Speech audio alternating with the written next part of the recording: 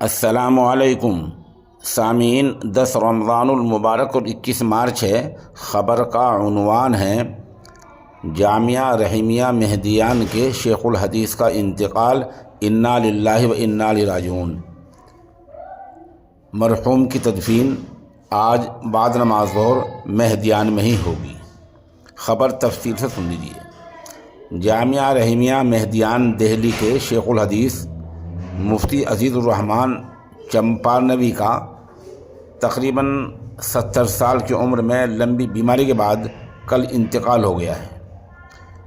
مفتی رحمۃ اللہ علیہ کئی دن سے بیمار تھے اور ہسپتال میں زیر علاج تھے۔ ان کی وفات سے دینی اور علمی حلقوں میں رنج کی لہر ہے۔ مفتی عزیز مرحوم جامعہ رحیمیہ مہدیان میں پچھلے 30 سالوں سے حدیث شریف کا درس دے رہے تھے اور شاہی جامع مسجد رؤیت ہلال کمیٹی سے تقریباً 20 سال سے وابستہ تھے۔ مفتی مرحوم بہار کے مشرقی چمپارن کے گاؤں گمریا تھانہ ڈھاکہ کے رہنے والے تھے۔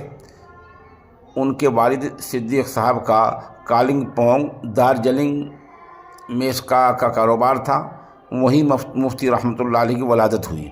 انہوں نے ناظرہ حفظ اور دینیات کی ابتدائی تعلیم وہیں حاصل کی۔ بعد ازاں اعلیٰ تعلیم کے لیے مدرسہ احیاء العلوم مبارک پور اعظم گڑھ کا رخ کیا اور پھر ام المدارس دارالعلوم دیوبند سے سند فضیلت حاصل کی۔ ماشاءاللہ آپ نے مدینہ یونیورسٹی میں بھی تعلیم حاصل کی۔ فراغت کے بعد آپ نے قاضی مجاہد الاسلام رحمۃ اللہ علیہ کی ہدایت پر فقہ اکیڈمی میں تحقیق اور تدوین کا کام کیا۔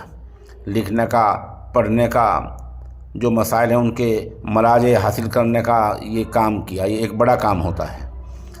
چند مہینے بعد مئو میں واقع دارالعلوم اثریہ، بعد ازاں معروف ادارہ جامعہ ریاض العلوم دہلی اور پھر جامعہ رحیمیہ مہدیان میں حدیث کا درس دیتے رہے۔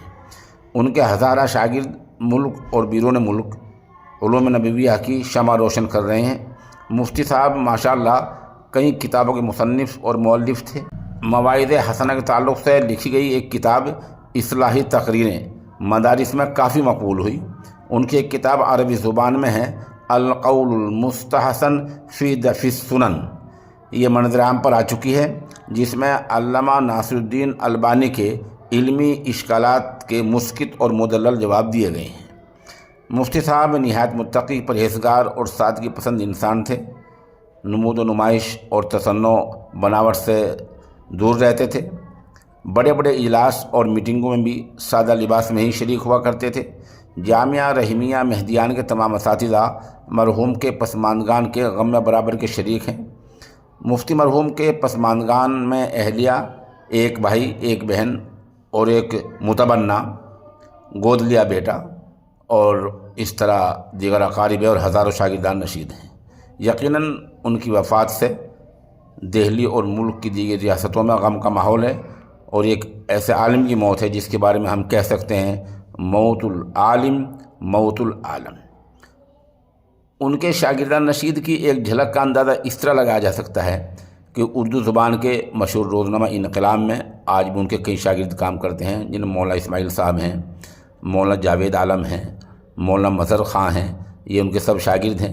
اس سے ان کے ساتھ رہنے والے جو سیاسی تقدیر کے مدیر اعلیٰ مستقیم صاحب ہیں، وہیں کے مدرس ہیں، ایک مفتی نذر عالم صاحب ہیں، مرحوم صافی عامر سلیم صاحب ہیں، اور یہ نامہ نگار بھی ایک بار کئی سال پہلے مہدیان میں ان سے ایک مرتبہ ملاقات کر چکا ہے۔ وہ بہت سادہ انسان تھے۔ سامعین سے درخواست ہے کہ آپ ان کی مغفرت اور درجات کی بلندی کی دعا کریں۔